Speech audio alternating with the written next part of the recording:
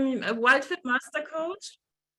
I'm your co-host here today together with Eric, and we have my wonderful colleague Jaini managing the chat for you. So a few housekeeping rules before we jump right in. If you want to do a check-in, that means have a question, have a chat with Eric or myself, raise your electronic hand. You have this little button on the top of your Zoom screen, reactions. If you click on there, you can raise your hand. Please, please, please, if some of you are driving, stop your car. Otherwise, we won't be able to take your question. We want you to be safe. We also would appreciate it if you could switch on your camera on. We have a camera on policy here. It's just so much nicer when we can see each other. And it's also really nice if we can see your name. So if your name is the iPhone 123, do us a favor, click on your name. You can rename, and then we can see your first name and your second name, and we know who we are talking to. I also want to remind you that these live coaching calls are really here to focus on any question, anything you want to share, anything that has come up already in these first 3 days, and use the opportunity. Step a little bit out of your comfort zone. Even if it feels a little bit uncomfortable, you might be a little bit nervous to speak in front of so many people. You know, the question might help so many other people. So just jump right in. Speak to us. Eric and I are looking forward to your questions, to anything you want to share with us. And this first week is such a wonderful week. We have so much amazing content this week. We can go so deep on our why. And it's really a week where you can lay the foundation for your success in this 90-day program. So good to have you here. And with that, I hand over to Eric. Hey, everybody. Welcome, welcome, welcome. I have a question for you before we jump right in. And the question is this: how many of you right now, and this, let me frame the question correctly. When you came into this program, you had enough belief that it might work. Some of you are, and I'm talking mostly here to the people that are going through for the first time, you had some belief that it might work. How many of you have felt your belief increasing over the course of the day so far? Like as you hear the content and go through the exercise, you feel like, hey, this just might work. Anybody feeling that way? Okay, excellent. And then also, I already asked this on day one, but how many of you are feeling like you really truly actually have more than one personality? Like you have possibly multiple personality disorder as it relates to food? Anybody feeling like they might have that going on? Okay, good.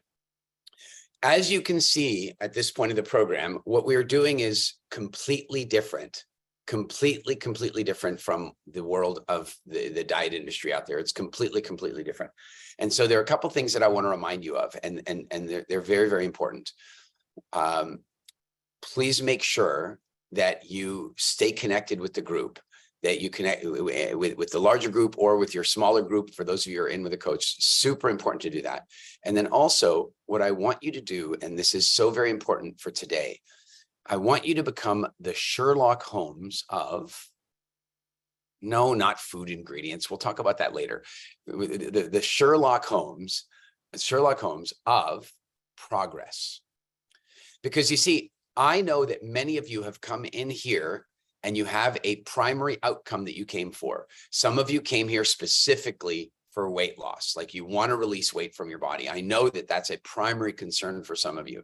And I know that others of you came here because you've got like allergies that have been irritating you. You want that to go away. And some of you came here because you're pre-diabetic or maybe type 2 diabetic, and you're curious about being able to reverse that.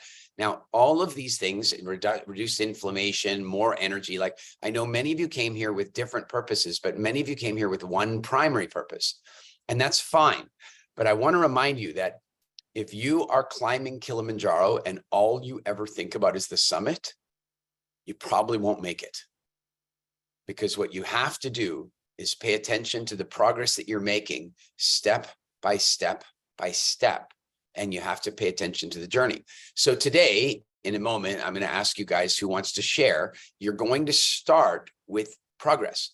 before you ask a question, before you do anything, you're going to say, hey, this is some progress I feel like I've already made. And then you can ask your question or share any challenges you're having. So with that, let's jump in. Who is going to break the ice for us today? You have Jasmeet. Hello, Jasmeet. I imagine Jasmeet, really. Are you there? Hello.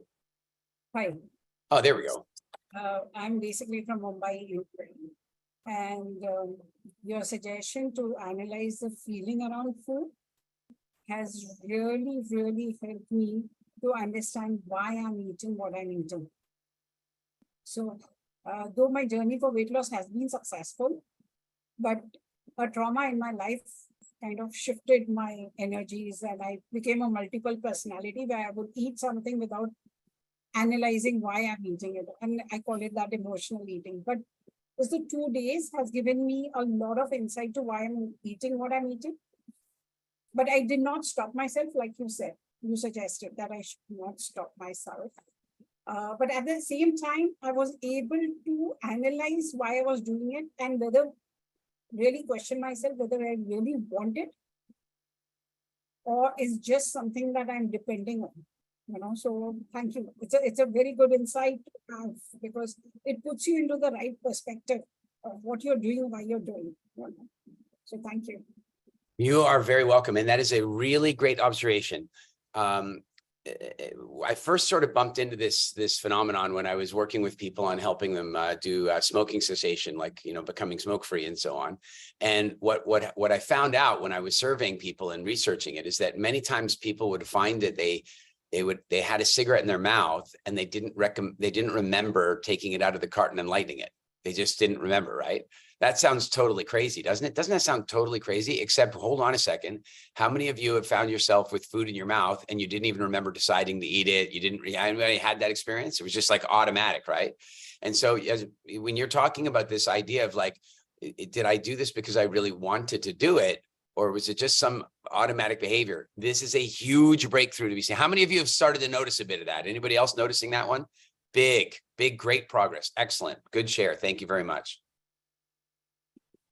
Okay, you have Cindy. Hello, Cindy.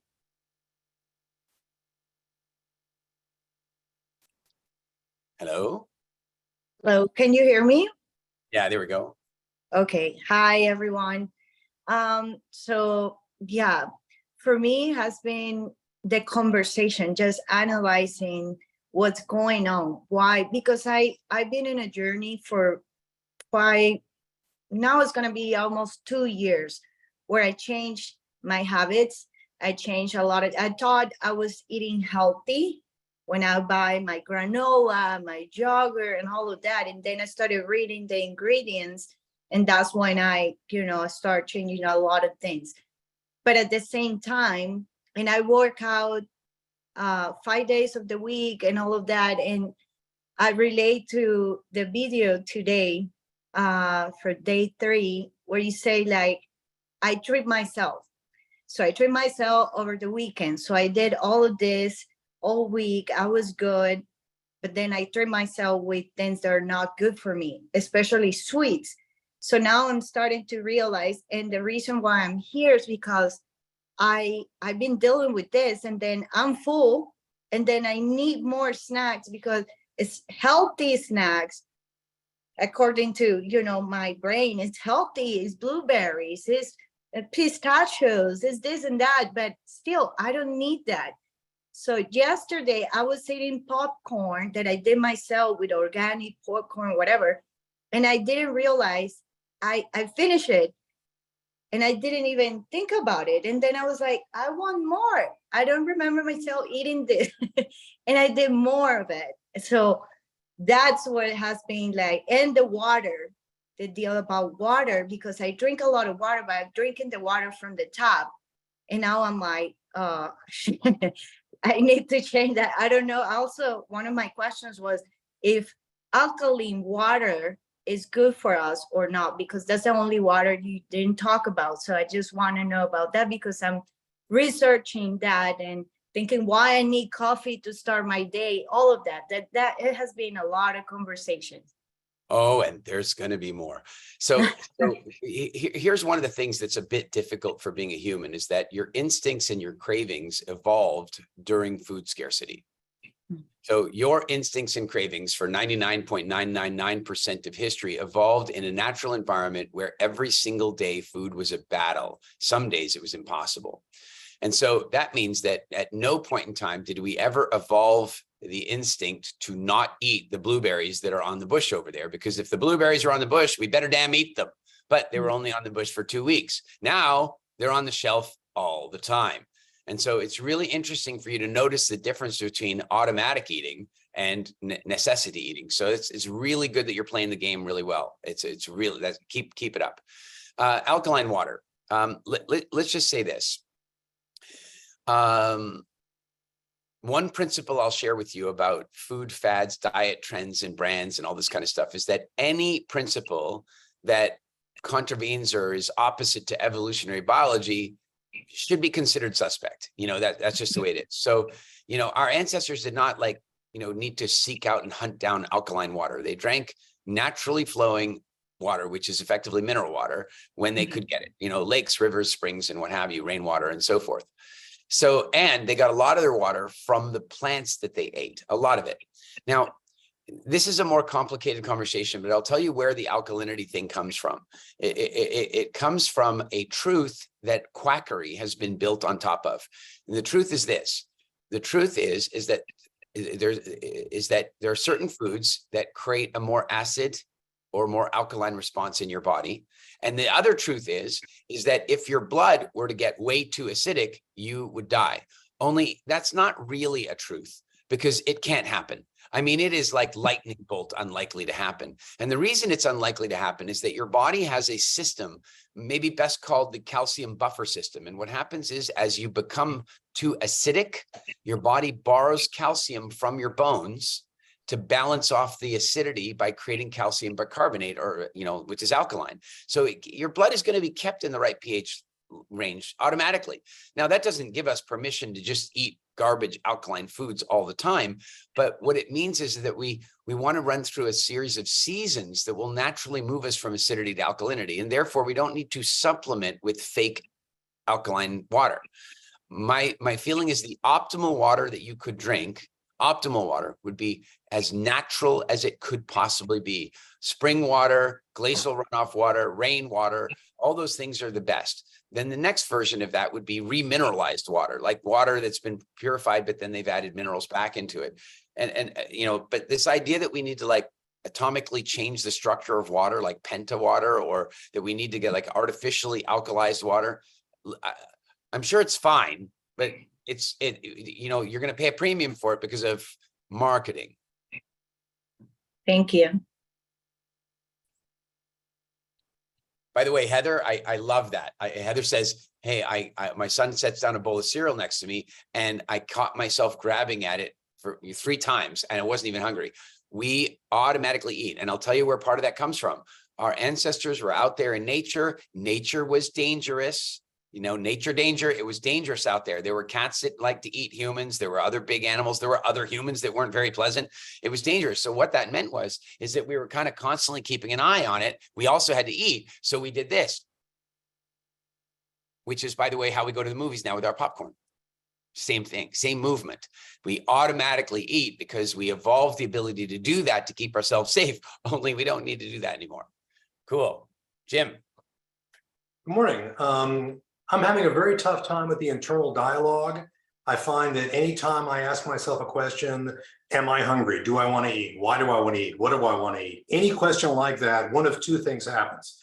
Either a chorus of 25 voices all start screaming at once, so it's completely incomprehensible, or I will go totally unconscious and numb, and I have no idea what's going on internally. So I'm really having a very difficult time breaking it down. Okay, half an hour before, what am I going to eat? How do I feel now? How do I feel half an hour later? Really, it's almost like I panic. I mean, if right. Internally, it feels a little panicky. Okay, I'm going to give you a couple of hacks. First thing is, The first thing is that you don't have to start the process. What I mean by that is like, you don't have to sit there and go, am I hungry? What happens is you only need to trigger the process at the point in time that you start thinking about a food. So wait until the thought process is there. Don't try to drive it. So you're sitting working and then you suddenly think, oh, there's some nuts in the cupboard, right? Like that's the beginning. Now is where you go and stop and go, but do I really want the nuts? How do I feel right now? What's my emotional state right now? And then you're probably going to determine very often, if this happens when you're sitting working, that nuts are just a procrastination path. It's like, oh, well, if I get up and do the nuts, I don't have to do the thing I'm working on right now. And then you identify those little things, but you wait until the thought pops up. That's the first thing. Second thing is that do it out loud, maybe.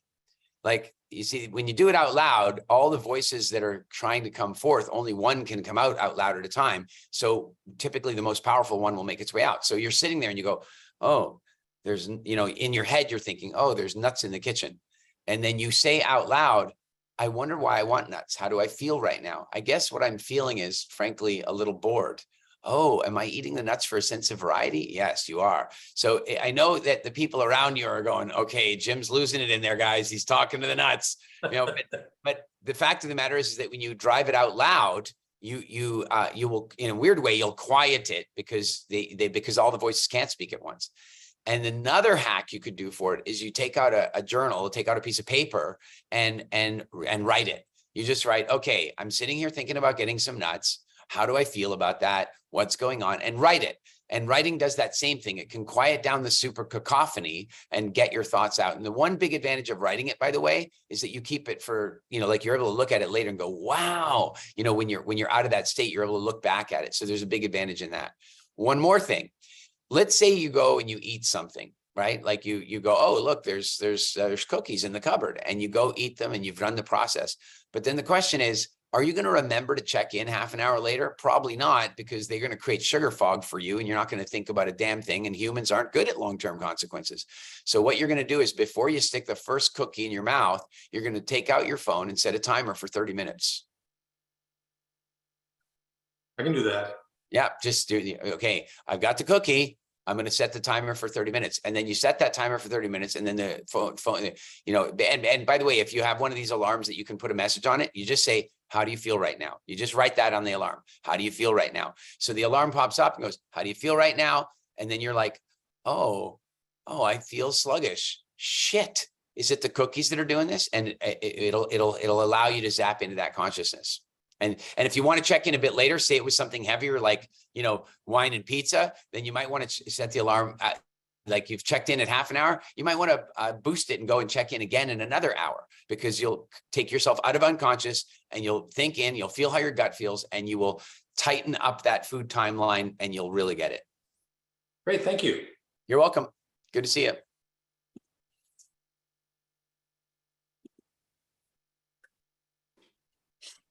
Who's next? You have Ann.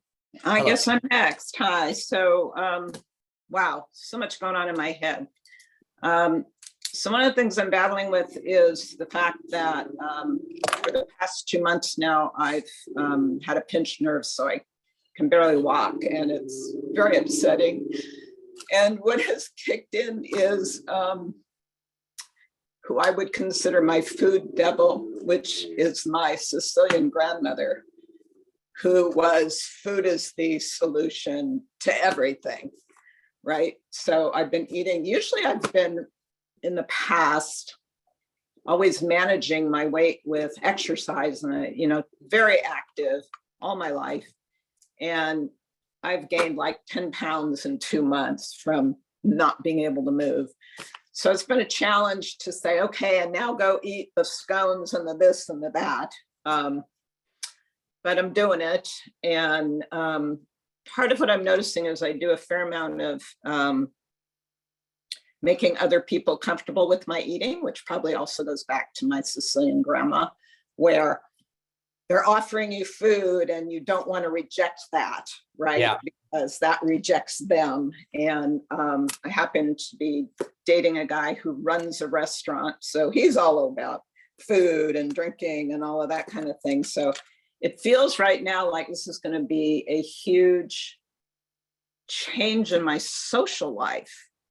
Yeah. If I actually start super taking care of myself around all of this. And that's a little scary. So that's maybe me getting way ahead of myself. No, I'm that's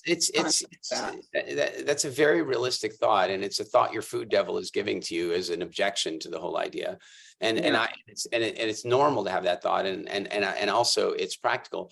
First, I want to address a funny social thing that you probably will begin to notice. Many of you will notice, some of you already have noticed it, and that is that if you decide to have a bowl of ice cream, nobody says a damn thing, but if you choose to have a salad, they got all kinds of opinions.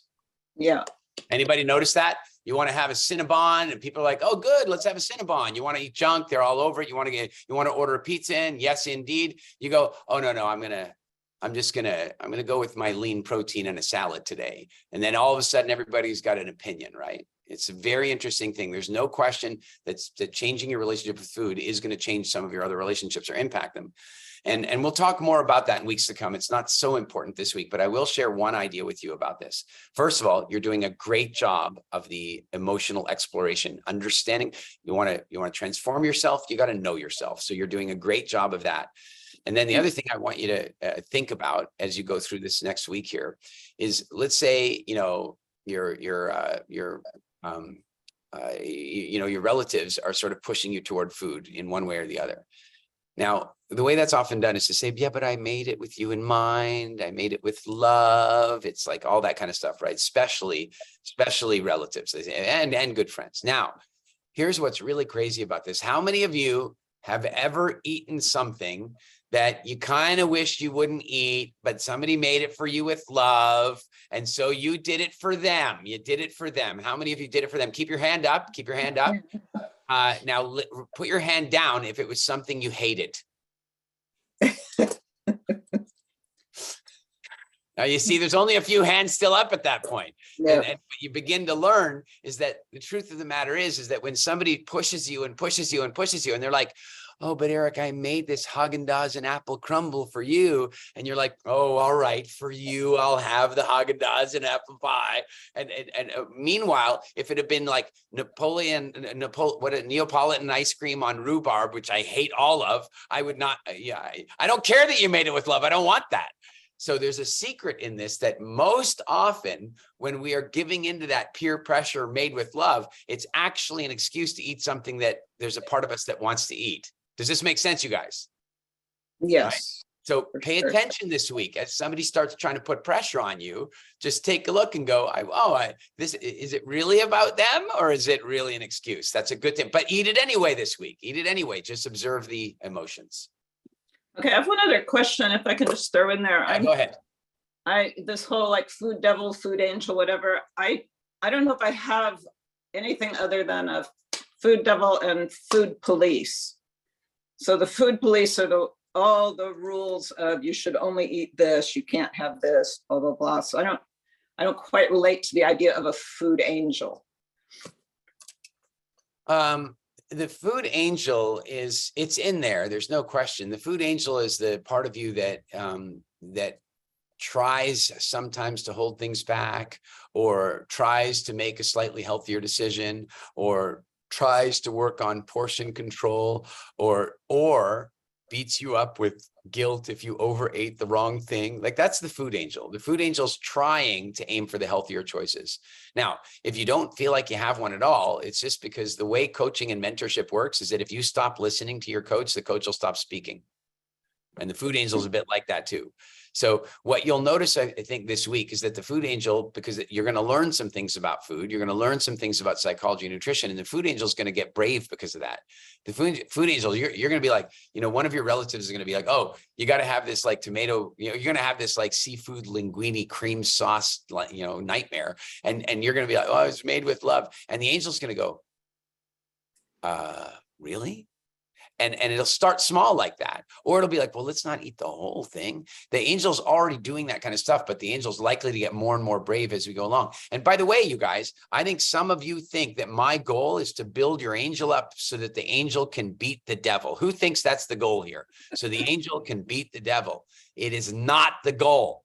The goal is to get the angel and devil on the same side. The diet industry tries to play the game of building up the angel to beat the devil, and that never works.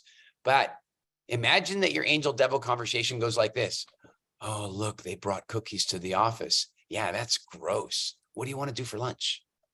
That's a good angel devil conversation. And by the way, for those of you who have done Wild Fit before, have you noticed that? Have you had that experience? Raise your hand if you've had that experience where all of a sudden it's like, I don't even have to think about it anymore. That's the angel. That's an aligned angel devil conversation. That's where we're headed. Okay, so what's the food police? That's almost a double voice in a way, because it's still not about really honoring. I don't know yourself. where you heard. I don't know where you heard food police. That's not an expression we use. Okay, it's just something that I have in my head. That's the one that has all these rules about. Oh, I know what. Eat. I know what the food police is. The food police is the nasty name that your food devil calls the food angel. Oh. Are you guys with me? Yeah, You understand what's going on? It's too. like, I don't know if we should eat those cookies. Don't be the food police. That's Right. that's There you the go. You got devil trying to shut down your angel. That was good. That was good. Okay, all right, thank you. That was very good. All right, who's next? Hi, I'm Rhea. I'm in Wyoming. Hello. My devil and my angel are, they kind of flip sides. It's like they both have half. So one day it might be, oh, well, you don't want to eat that because, you know, it's going to make you want to puke. It's going to make you have to go to the bathroom because I have like anything that should be good for me. My body says, hey, yeah, that's going to make you feel really, really crappy. So my food sensitivities are outrageous. Like I even have to be picky about what type of eggs I eat because of allergic reactions and all that fun garbage. Yeah.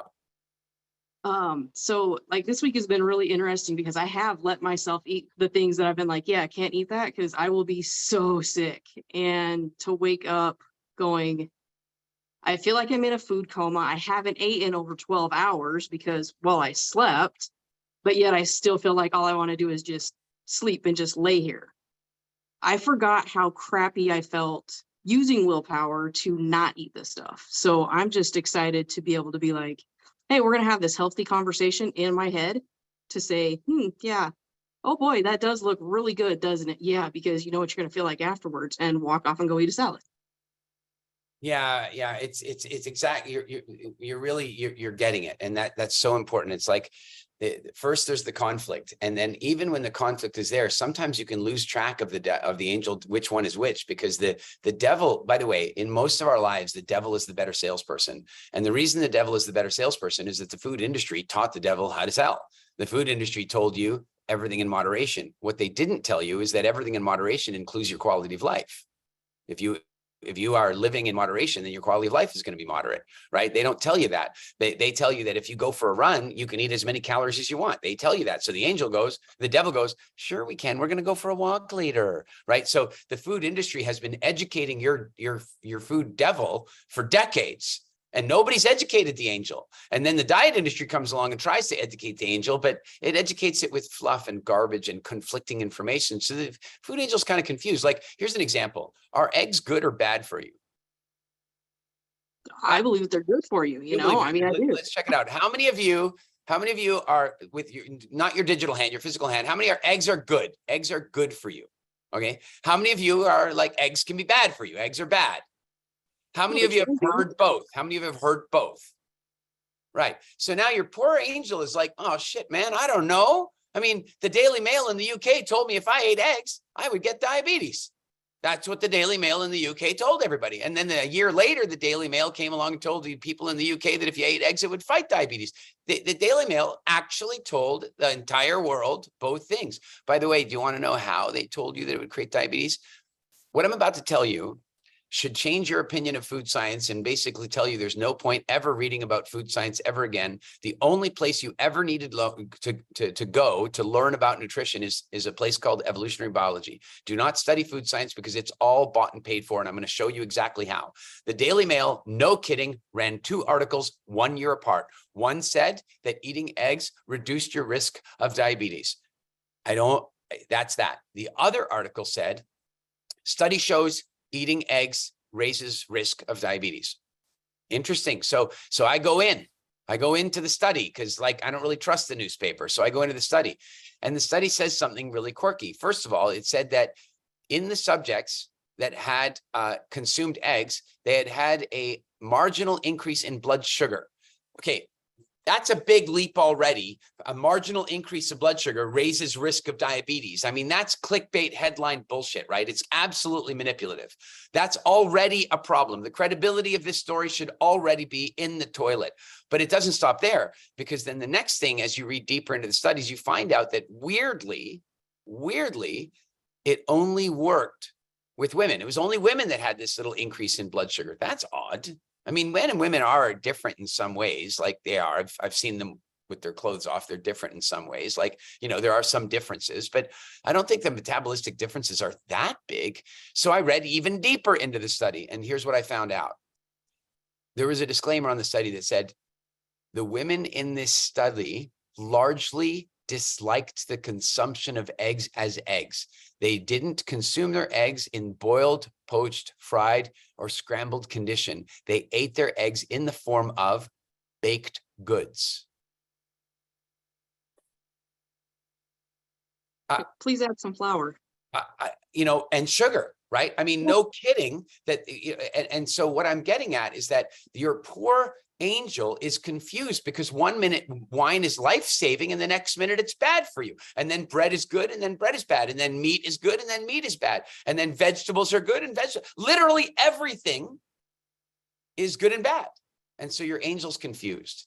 And that's why sometimes it's hard to tell the difference. What's going to happen over the next couple of weeks and months is you're going to create a true north calibration for what good and bad means. And I'm going to tell you, it's not about good and bad. There's a much simpler definition, and that is things that are food and things that are not food. And when you begin to recognize that there are things that are food and there are things that are not food, then your angel and devil end up having much better conversations, and you work toward food freedom. I'm super excited for you. Thank you so much for sharing. Thank you. Okay, you have Carrie. Oh, hello. Hi, can you hear me? Yep. Hello. Hello. So yeah, the original question from you was, what progress are we making? So I am not being a great water drinker whatsoever in the slightest. I would drink squash. And I used to be of Hold on, everybody. Hold on. Listen. I'm a Brit. I know you come from that little island off the coast of Europe. I know the place. I lived there for 10 years. I need to define squash for everybody, just so you guys all know what squash means. She doesn't mean squash the fruit. She doesn't, or the like pumpkin squash. No. What she means is highly concentrated.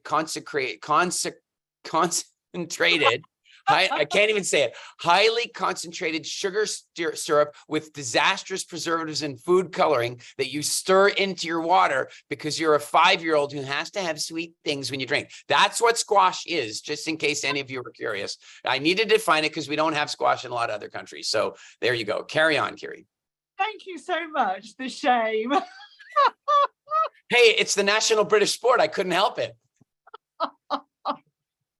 So I had been naturally over the last sort of 6-12 months becoming much more aware of like processed foods, and so I was improving of making the squash less squash and more water, and had been improving. I now know the dangers of any sweeteners are toxic, but I am, so the water thing is, there's improvement there. I think what I struggle with is I'm trying to raise my awareness with dialogue. I would think on average, I eat relatively healthily. I don't eat crisps or chocolate, or I don't eat fast food. I do overnight porridge, oats, all of that sort of thing. I think for me, overnight porridge oats is sugar. But I don't put any sugar in it, and it's just natural oats. It is sugar. It is already sugar before you add the sugar. I'm just saying. Okay, I'm going to go and look at the packet. No, it won't say that. It'll say oats, but oats are a form of sugar. Being a carbohydrate, yes. That's right. Sorry, I thought you meant any other kind of. It's just for your body, it is sugar. Okay, fair point. I'm not saying you can't have it. I'm not saying don't have it. I'm just saying be aware that it's sugar. Yeah, no, fair enough. So look at all carbohydrates as a sugar source. Yep. Okay. So clearly I know I have more to learn about nutrition. I do smile because in full confession, I am a doctor, a medical doctor. What's your specialty? Do I have to confess this? I think so. You wouldn't have had to if you didn't ask, but now that you've asked, I think you do. No, it was like full disclosure of I'm coming for curiosity. I want to improve my own health. I focus on everybody else's. I think I do or had been doing an okay job on my own health, but I want to do better and do more. For me, it's energy. You've still managed to dodge the question of what kind of doctor. Okay, sorry. So I am emergency medicine. Okay, cool. And I'm genuinely asking this. I think I probably know roughly the answer, but just for everybody else, you would have done, say, 6 years for a core medical, and then you would have got specialization. Yeah. So, okay. In all of those years, sorry, dogs whooping. Oh, no worries. In all of those years where you worked very hard, internship, I mean, that's serious, right? You don't go into that field if you don't have a genuine desire to help people and a genuine desire to learn. How many semesters of nutrition did they give you? So it's been many years. Like I've been a doc for 25 years. But looking back, I know in sort of like learning about anatomy and physiology of the digestive tract, we had basic nutrition of you need vitamin B12, you need calcium, the minerals, sort of the breakdown of carbohydrates, proteins and fats, but it's bare bones. Interesting. So I listen, I'm absolutely thrilled that you're here. The truth of the matter is that when I started WildFit, it was really, truly about helping business people have more energy for their lives. And then it took off and it became something else. And right now, about 8 or 9 years ago, I was working with a business sort of coach, you might say. And we were talking about imposter syndrome. And I said, WildFit's taking off all over the world. And I know somebody's going to attack me because I'm not a doctor and I'm not a nutritionist. And, I've just done all my own research because apparently, before the COVID pandemic, you could do research. Like if you were going to buy a new car, you would go do research about it. And then after the COVID pandemic, you weren't allowed to do research anymore. Like, you're going to do your research. Well, I did my research. But, then what happened is this business coach said to me, don't worry about it. The results that you're getting will mean that medical doctors will end up coming and doing your program and then coming and doing, right now we have, I don't know, say 500 WildFit coaches around the world. And I think about 10% of them are doctors. And I'm encouraged by that. I'm encouraged that because the truth is that you're absolutely right. Medical school is largely rescuing people out of the river that are drowning, and WildFit is about teaching them how to swim up the river. And that's, that's the best way I could describe that to you. So no, I really like intervention versus prevention, not intervention. I thought that is so true. Yeah, very much. There does seem to be a movement that's happening in healthcare professionals, doctors, nurses, osteopaths, all sorts, that lifestyle medicine, the prevent, that's starting to take off. So that's where my interest is going. Yeah, you've got in the UK, I don't know if you know, if you've heard of Dr. Asim Malhotra. He's a consultant cardiologist with the NHS. And I've been following him for years and years. He's reached a little bit more notoriety lately because he's speaking about vaccines and stuff. But before that, he was focused like on lifestyle medicine. And it was very encouraging because, of course, normally to become a cardiologist, you're only dealing with the results. One more thing is what you said, and I'm is like fundamentally you're doing quite well. You're not eating, chips and sweets, and you're not eating fast food and all that kind of stuff. I can tell you that our clients come from all walks of life, from people that are eating those foods on a regular basis to people who are peak performance athletes. And you are definitely approaching it with the right attitude. I'm really glad to have you here. Thank you. Cheers. Lovely to talk. Cheers. Hi, my name is Fred, and hey, Fred. I'm a retired military officer, and I ran a lot. I wore out my hips. They've been replaced, but my body has fallen apart. I'm 74 years old, and I really can't do a lot of what I used to be able to do. And I can't even walk 50 yards. And I have a wheelchair, that electric wheelchair that I use probably 1/3 of the time. And bottom line is I'm here to change that, reverse that if possible. And I have a hard time finding your videos online. Finding the videos? Yeah. Okay, I'm not technical support, so I can't help you directly about that. Are you in the program through Mind Valley or through WildFit directly? Through Mind Valley. Okay, then you gotta contact the Mind Valley community and they'll make sure you find the videos. Or if somebody can put some, help him in some way in the chat, let's make sure that Fred can find those videos. Now, Fred, I want to say that WildFit is nearly miraculous in its capacity for helping people improve things and heal and all that kind of stuff, but it isn't actually miraculous. Now, here's what I mean by that is that I'm not making any big promises. I just want to tell you what I feel. What I feel is this: is that we seem to feel like aging is this one-way trip that it actually only gets worse and worse and worse. Like it's a degradation process, right? And I was reading a lot about this when I got into my mid-40s, because what I'd heard is that when you get into your mid-40s, that your testosterone levels are going to go down and you're going to have sarcopenia and you're going to lose your muscles and all this kind of stuff. So what did I do? I decided to hit it unbelievably hard at the gym and put muscle density on. So I actually have more muscle now than I had when I was 45 years old, and I'm 53. And also what's interesting, and I know I can't compare our situations at all, but what is also interesting is that I used to have really yucky problems with my shoulders, just typical stuff that lots of the guys my age have from playing tennis and rock climbing and doing crazy stuff. And what I'm telling you is today I have no problem in my shoulders. And this is a combination of lifestyle and different treatments that I've taken on. But what I want to suggest to you is that no matter what the injury, no matter what the challenge somebody's facing, and no matter what treatment they're undertaking to try to fix that, everything is better when you have a really good relationship with food and water, and you have a really good relationship with your metabolism. And that's a very key part that a lot of people leave out. So I can't promise you that you're going to throw your wheelchair away or, that you're going to, but I can tell you, I am certain that you will experience less inflammation, that you will experience more mobility, and you'll experience less pain. I'm certain of that. So I'm absolutely thrilled you're here. And I'm going to ask you to do me a favor. I won't ask everybody to do this because there's a lot of people in these classes, but I really want you to do me a favor. Please send me a note at the help desk at the end, because I want to check in with you. I want to know how that went for you. I really want to hear about it, because I want to see it turn. One other thing, my body has really fallen apart. I'm hoping this changes it. And that's a big deal to me.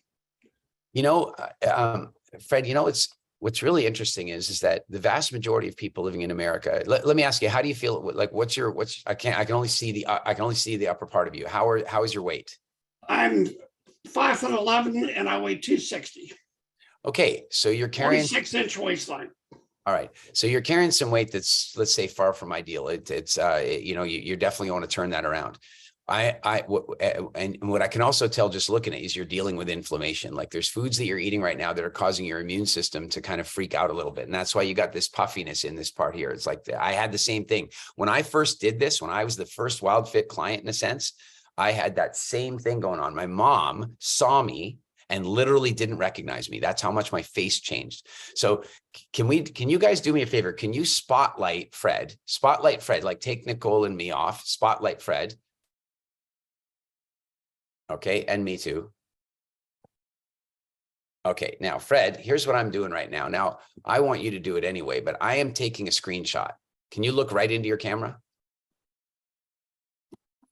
Okay. I grabbed it. Now, I want you, and by the way, the rest of you listen, how many of you have not done your photographs yet and your measurements? Has anybody not done their photographs and measurements?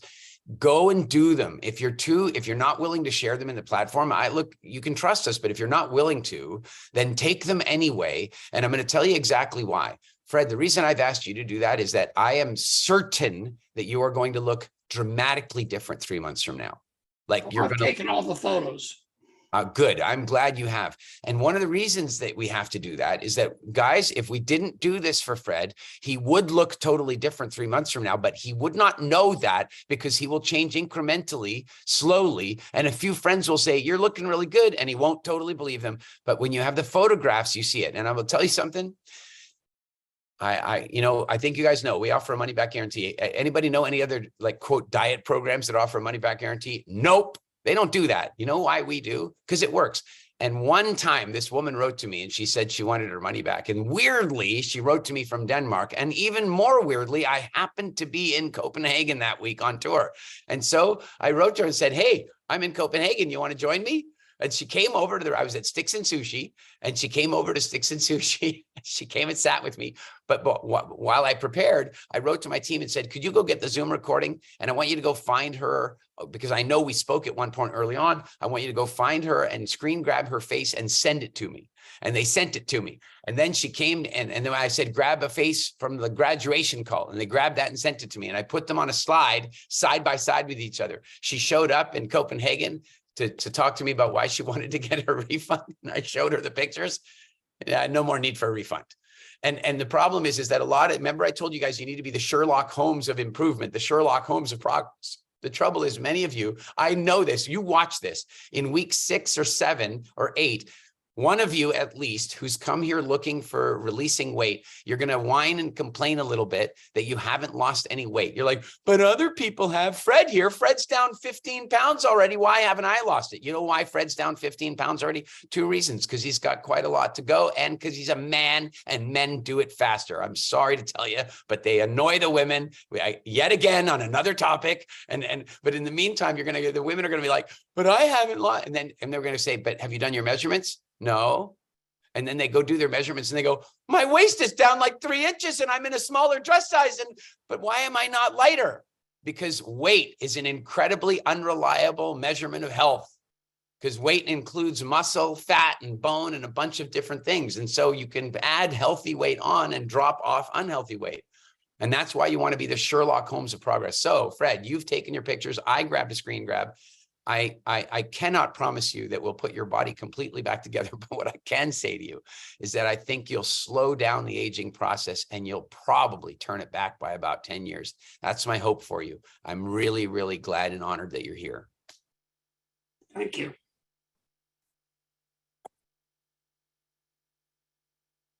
Hello. Lori. Hi.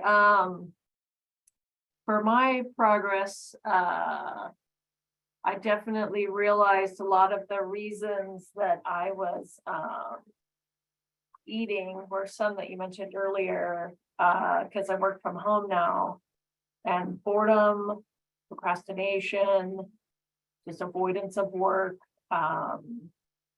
And then sometimes it's a mood thing. I noticed I reward myself with food, but then I also punish myself with food. And ironically, it's the same food, sugar.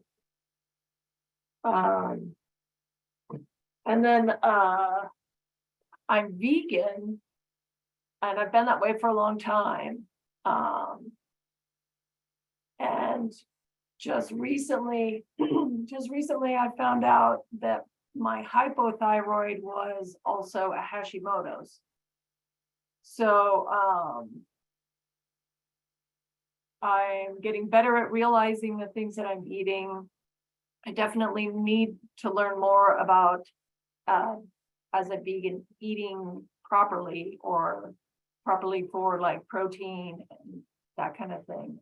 So I'm just really excited to be here. Okay, I need to ask you a personal and an important question. Are you ideologically vegan? Like like there's like you're ideologically vegan. That's how it is and how it's always going to be, and it doesn't matter what you learn. You're just going to stay there. And it's okay if that's true. I'm not judging. I'm just asking because it'll affect how I answer this question. Probably not. Okay. I'm really glad to hear that, because if you are ideological about something, it means that you're willing to sacrifice your health and life for it. So you want to be a little bit careful about that. So the first thing I'm going to tell you is that Veganism is a huge risk factor for Hashimoto's particularly, and that's because there are particular nutrient deficiencies that are created through improper veganism. And most veganism, I mean, when I say improper, I mean unless you're going and getting a regular IV injection, IV drip of a bunch of different minerals and vitamins and stuff like that, you're going to have some problems.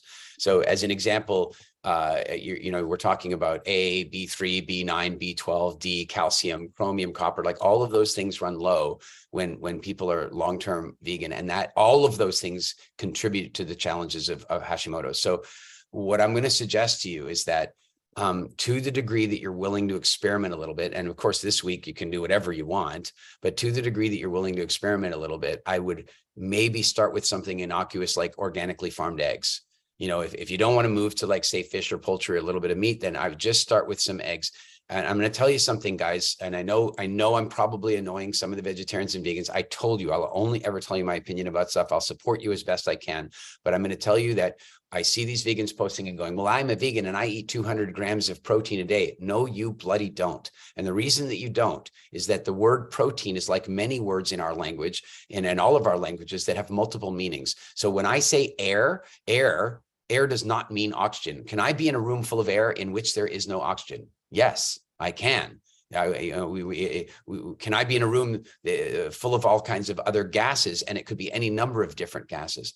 Protein, the word protein applies to a variety of complex molecules that your body manufactures to perform different jobs. So how about this?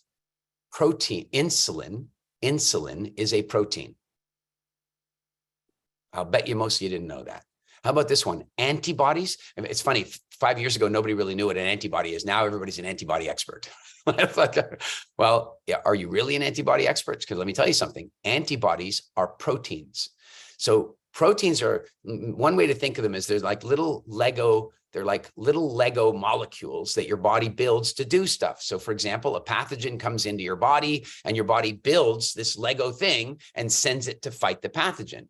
Now, what that means is you need all the Lego pieces. In other words, it would suck if a pathogen came into your body and you needed the 8-piece red Lego to build that particular thing, and you didn't have that piece of Lego. You couldn't build that protein. In other words, if you ate incomplete proteins, you would not have that little Lego piece. You just wouldn't have it. And it wouldn't matter that you ate 250 grams of it or not, because you didn't get the red 8 one that you needed.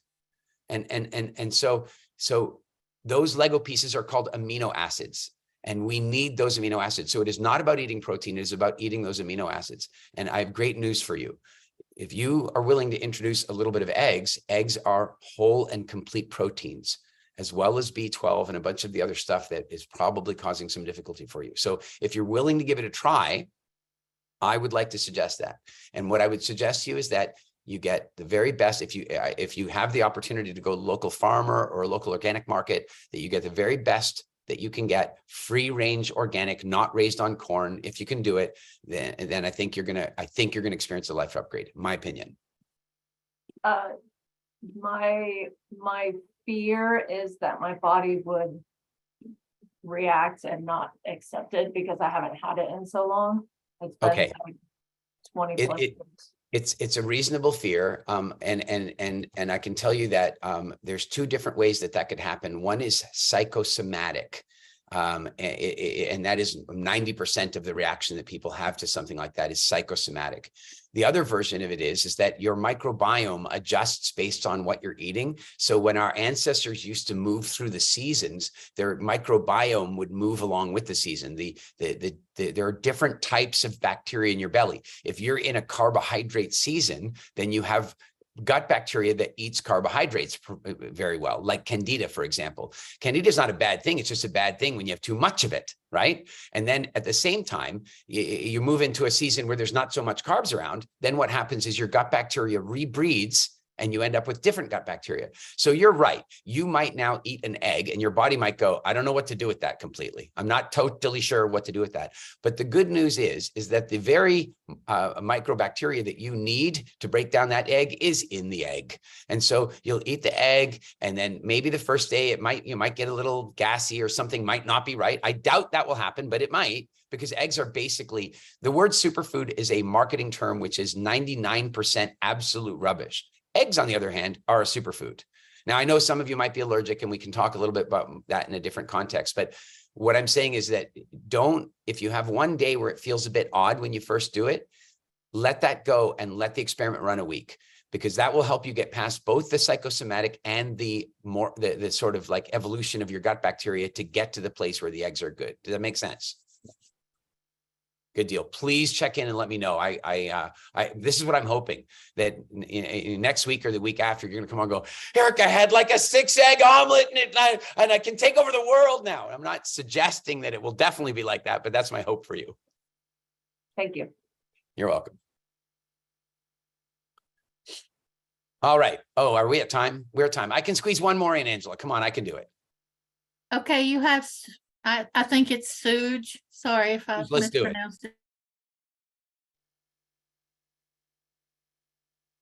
Hello? We can't hear you.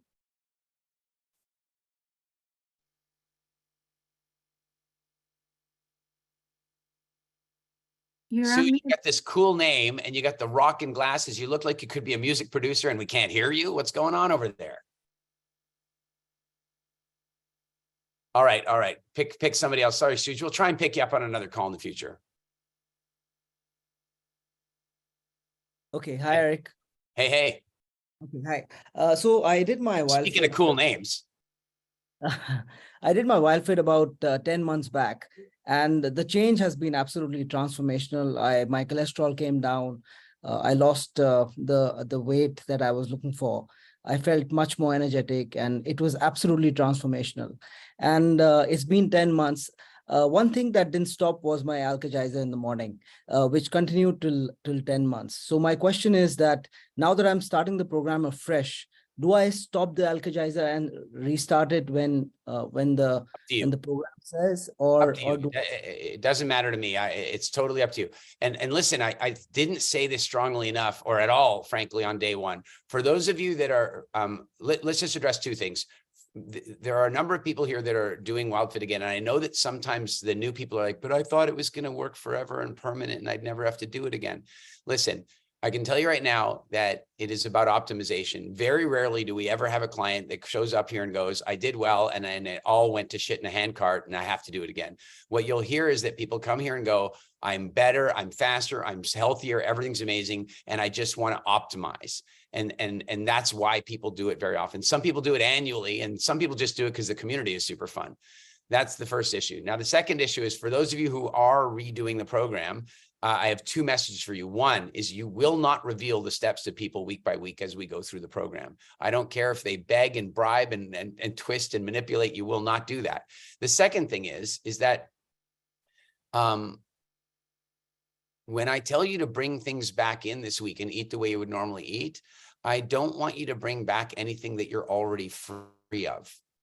So let's say, for example, you used to drink Coca-Cola and then you went through WildFit and you don't drink Coca-Cola anymore. You wouldn't bring that back. Why bother, right? There's no point in that.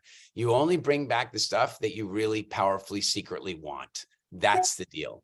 And so in terms of your question on the Alka-Geysers, if you want to stop them to go through this week, you can. If you want to keep going with them, that's totally your call. All is fine. One note on Alka-Geysers, because I'm now saying you're not supposed to reveal everything week by week. The Alka-Geyser is something you guys don't need to worry about right now. It's coming up. Thank you. Thanks. You're welcome. All right. Are you guys having fun? So I have a question for you, and we're going to do it on a poll like this. This is 100%. So this is 10%, 20%, 100%. Right now, what percentage chance do you feel this program has of creating lasting positive impact for you? I want to know, what's the percentage chance at the moment that you have that it's actually going to work? Check it out. Hope is a very powerful, powerful thing, and proof makes it stronger and stronger. And so I just want to point out to you that most people that are like doing a quote diet, they don't have that level of certainty ever. So I'm super glad that you're feeling that way now, and I can't wait to our next call. Thank you guys all. It's been great to see you.